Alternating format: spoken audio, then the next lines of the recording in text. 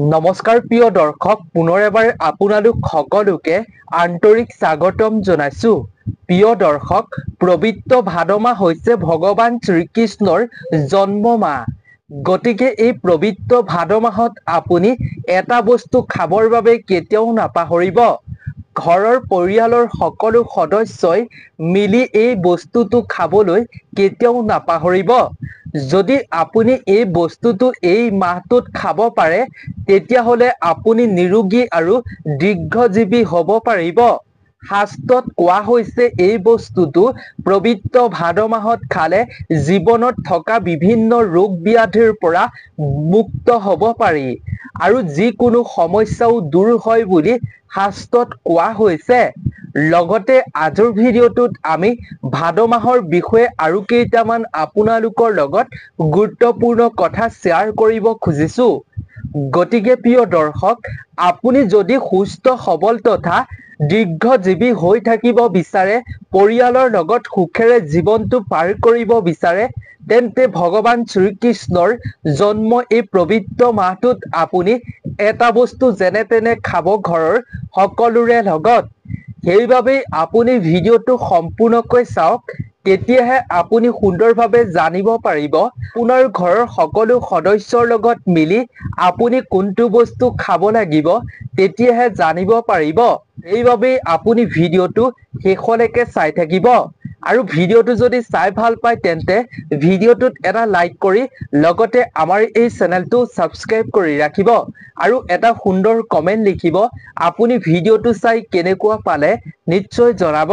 তেন্তে প্ৰিয় দৰ্শক, আহক আমি ভিডিঅ'টোৰ মূল বিষয়বস্তুৰ মাজলৈ আগবাঢ়ো। প্ৰিয় দৰ্শক, অসমীয়া বাৰ আৰু মাহৰ প্ৰতিটো মাহেই স্বকীয় বৈশিষ্ট্য আছে। প্ৰতিটো মাহেই প্ৰকৃতিৰ সৈতে একান্ত হৈ আত্মবৈশিষ্ট্যৰ প্ৰতিফলনে সৌন্দৰ্যৰ আৰু অসমীয়া সমাজৰ জীৱনত ইয়াৰ প্ৰভাৱ পেলায়। পবিত্ৰ শাওণ মাহৰ পাছতেই পবিত্ৰ ভাদ মাহ আৰম্ভ হৈছে আজিৰে পৰা। গতিকে আপুনি এই ভাদ মাহত যদি শাস্ত্ৰত কোৱা এই বস্তুটো খাব পাৰে, তেতিয়াহ'লে আপুনি নিৰোগী হৈ থাকিব পাৰিব। অসমীয়া কৃষিজীৱী মানুহে ভাদ মাহত কৃষি কৰ্মৰ পৰা আহৰি পায়।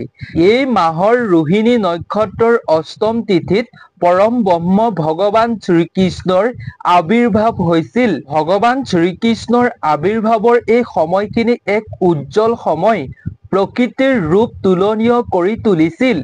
শ্ৰীকৃষ্ণৰ লীলাই সকলোৰে হৃদয়ত স্থান লৈছিল আৰু নৱ বৈষ্ণৱ ধৰ্ম আৰু অসমীয়া সংস্কৃতিৰ এক নৱ যুগ।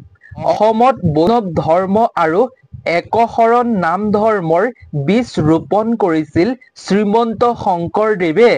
গতিকে প্ৰিয় দৰ্শক, এই পবিত্ৰ ভাদ মাহত আমাৰ গুৰু দুজনাৰো তিথি পৰে।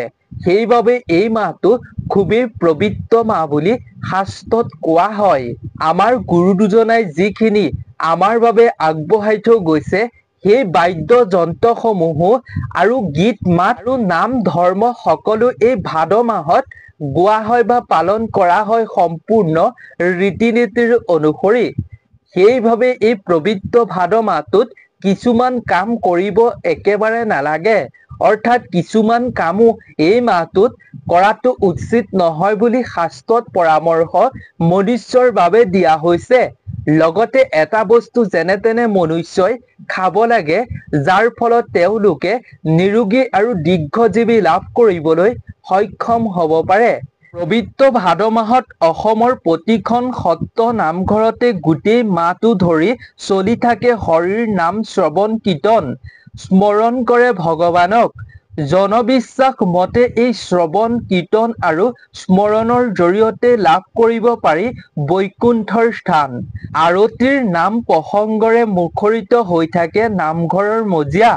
ভাদ মাহৰ অষ্টমী তিথি অতি উলহ মালহেৰে ভক্তসকলে ভগৱান শ্ৰীকৃষ্ণৰ জন্মতিথি হিচাপে জন্মাষ্টমী পালন কৰি আহিছে অতীজৰে পৰা। শাস্ত্ৰৰ অনুসৰি এই মাহত হিন্দু ধৰ্মাৱলম্বী লোকসকলে পবিত্ৰ মাহ হিচাপে পূজা কৰে ভগৱান শ্ৰীকৃষ্ণক।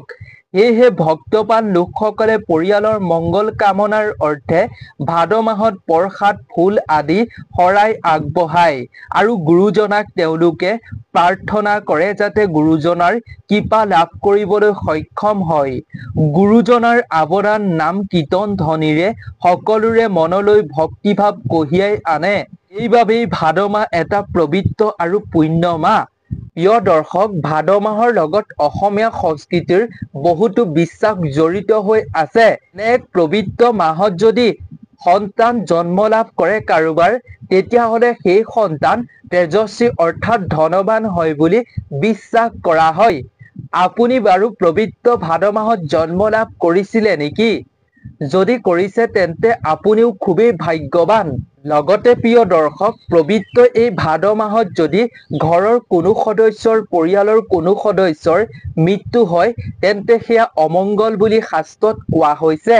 লগতে প্ৰিয় দৰ্শক, এই পবিত্ৰ ভাদ মাহত যদি ক'লা ৰঙৰ গৰুৱে পোৱালি জন্ম দিয়ে তেন্তে এয়া অশুভ বুলি মনা হয় আৰু অমংগল বুলি মানি হোম যজ্ঞ কৰাৰ এক পৰম্পৰা আছে বুলি শাস্ত্ৰত বিশ্বাস কৰা হয়। সেইবাবেই পবিত্ৰ ভাদ মাহত গৰুৰ গাখীৰ কোনো শুভ কামত ব্যৱহাৰ কৰা নহয় বুলি শাস্ত্ৰত কোৱা হৈছে। কেৱল ইমানেই নহয় প্ৰিয় দৰ্শক, পবিত্ৰ ভাদ মাহত কোনো বিয়া পতাৰ কাৰ্যও কৰা নহয়। বিবাহ বাসত আবদ্ধ হোৱাৰ কোনো কাৰ্য সম্পূৰ্ণ কৰা নহয়। লগতে এই মাহত কলগছকো পূজা কৰা নহয়। ইয়াৰ প্ৰতি আপুনি লক্ষ্য ৰাখিব।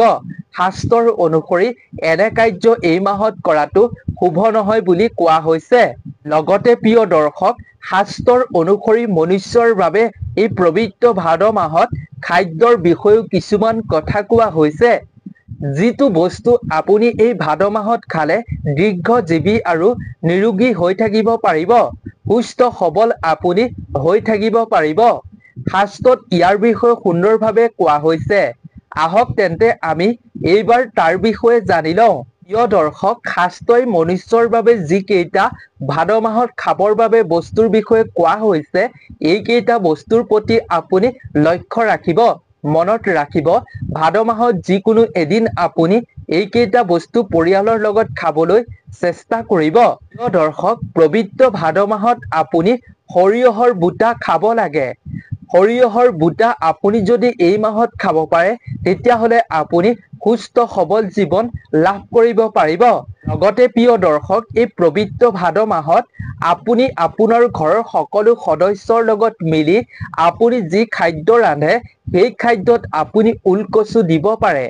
ওলকচু খাব লাগে বুলি এই মাহত শাস্ত্ৰত মনুষ্যৰ বাবে পৰামৰ্শ দিয়া হৈছে। লগতে এই ভাদ মাহত ঔটেঙাৰ লগত সৰু মাছৰ জোল খাব লাগে। যদি এই পবিত্ৰ ভাদ মাহত ঔটেঙাৰ লগত আপুনি সৰু মাছৰ জোল খায় তেন্তে সেইসকল মানুহ নিৰোগী আৰু দীৰ্ঘজীৱী হয় বুলি লোকবিশ্বাস আৰু জনবিশ্বাস কৰা হয়। লোকবিশ্বাস আৰু জনবিশ্বাস অনুসৰি প্ৰিয় দৰ্শক, যদি এইসমূহ বস্তু আপুনি এই মাহত খায় তেতিয়াহ'লে আপুনি নিৰোগী আৰু দীৰ্ঘজীৱী হয় বুলি বিশ্বাস কৰা হৈছে। ইয়াৰ উপৰিও জনবিশ্বাস অনুসৰি পবিত্ৰ ভাদ মাহত প্ৰখৰ ৰ'দ হয় আৰু এই প্ৰখৰ ৰ'দত আপোনাৰ ঘৰৰ বাকচৰ কাপোৰখিনি ৰ'দত দিয়াৰ এক পৰম্পৰা অৰ্থাৎ নিয়ম অতীজৰে পৰা চলি আহিছে বুলি লোকবিশ্বাস কৰা হয়।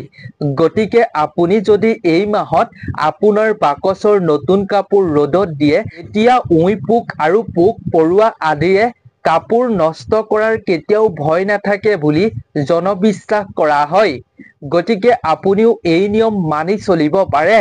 গতিকে প্ৰিয় দৰ্শক, আপুনি সুন্দৰভাৱে জানিব পাৰিলে আপুনি এই পবিত্ৰ ভাদ মাহত ঘৰৰ সকলো সদস্যৰ লগত কি বস্তু খাব লাগিব।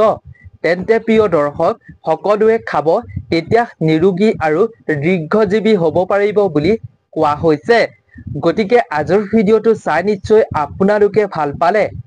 গতিকে যদি ভাল পালে তেন্তে আপোনাৰ বন্ধুবৰ্গ আত্মীয় স্বজনৰ লগতো যিমান পাৰে শ্বেয়াৰ কৰিব, যাতে তেওঁলোকেও এইখিনি কথা সুন্দৰভাৱে জানিব পাৰে আৰু তেওঁলোকেও এই ভাদ মাহ চলি থাকোঁতেনে এইসমূহ বস্তু খাব পাৰে আৰু যিসমূহ কামৰ বিষয়েও আমি কোৱা হৈছে এইসমূহ কামো তেওঁলোকে নিয়মসমূহ মানি চলিব পাৰে। সেইবাবেই সকলোৰে লগত এই ভিডিঅ'টো শ্বেয়াৰ কৰিব বুলি আপোনালোকৰ ওপৰত আশা কৰিলোঁ। তেন্তে প্ৰিয় দৰ্শক, আজিৰ ভিডিঅ'টোৰ পৰা আমি বিদায় লৈছোঁ। আপোনালোক সকলো ভালে থাকক, সুস্থ থাকক, তাৰেই আমিও কামনা কৰিলোঁ। নতুন এটা ভিডিঅ'ৰ লগত সকলোকে লগ পাম। ধন্যবাদ।